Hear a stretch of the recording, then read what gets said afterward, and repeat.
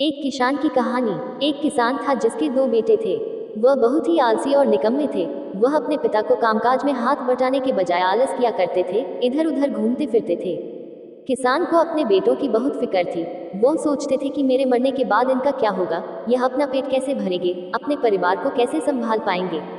एक दिन किसान की हालत बहुत ही गंभीर थी। कहने का मतलब, किसान मरने की हालत में था। तभी किसान ने अपने दोनों बेटों को बुलाकर उनसे कहा कि हमारे खेत में एक खजाना गड़ा हुआ है, लेकिन वह किस जगह है उसकी जानकारी मुझे भी नहीं है, लेकिन खोदने बाद तुम्हें वो खजाना मिल जाएगा।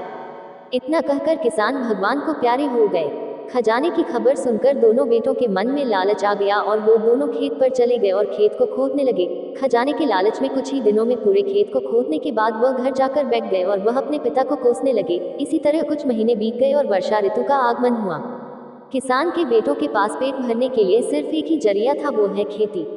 तब बाकी किसानों की तरह किसान के बेटों ने खेत में बीज बोने शुरू कर दिए। वर्षा का पानी पाकर वह बीज अंकुरित हुए और देखते ही देखते खेत लहराने लगे।